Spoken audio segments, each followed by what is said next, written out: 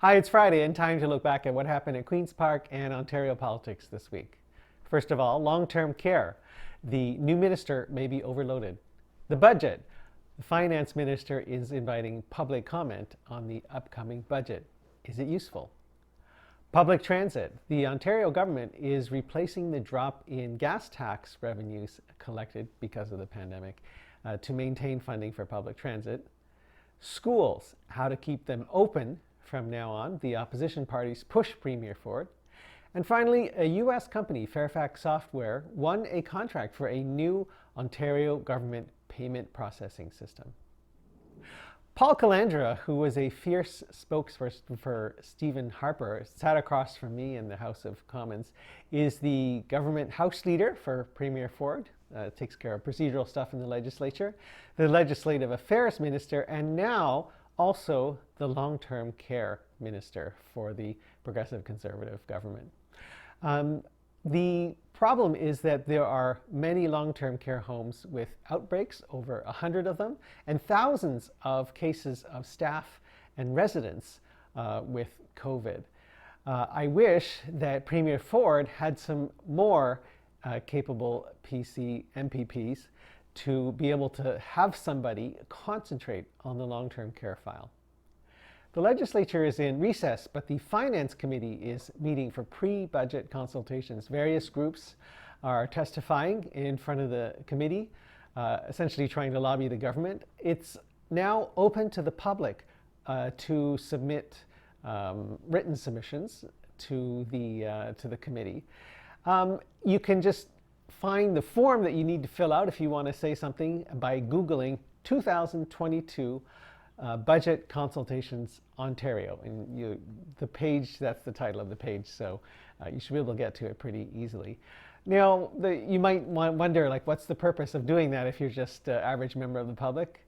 Well, it's not likely that your suggestion will get in the budget, but it is a good way to get your idea on the public record, and that's probably the most likely and the most useful thing that you can do by making a submission. The Ontario gas tax, which unfortunately decreased, the gas tax collected decreased last year because of the pandemic. And that money, 2 cents a litre, usually goes towards municipal public transit.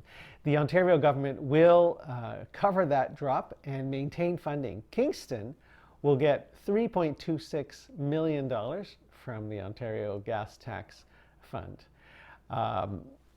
Public transit has been hit hard by the pandemic. Ridership is down. So just maintaining the usual funding is probably not going to be enough because there's going to be a long recovery, a long rebuilding period needed. The federal government, Prime Minister Trudeau, announced early last year that there will be permanent federal support for public transit starting in 2026, something like $10 million a year for Kingston if it's divided evenly by population. Schools reopened this week, although we were hit with 2 snow days to start it off. Opposition parties called for measures to keep schools open from now on.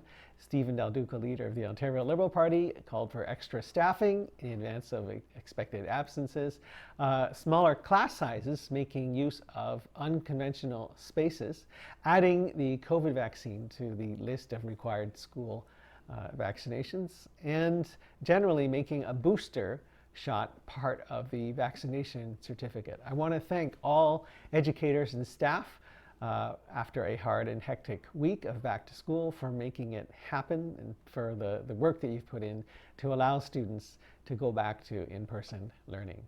And finally, Fairfax Software, a U.S. company, won a contract from the Ontario government to set up a new payment processing system. This is worth keeping an eye on. Certainly there are always alternatives like an in-house system, or maybe there was a Canadian company. This U.S. company has had success with U.S. State governments, and it's now expanding into Canada. The most important thing is that it works well and delivers value for Ontario, but it would be good to keep an eye on this, make sure that we are getting that value and that the software does work well. Tell me what you think in the comments below. Otherwise, please join me next week as I go back and look at what happened at Queen's Park in Ontario politics.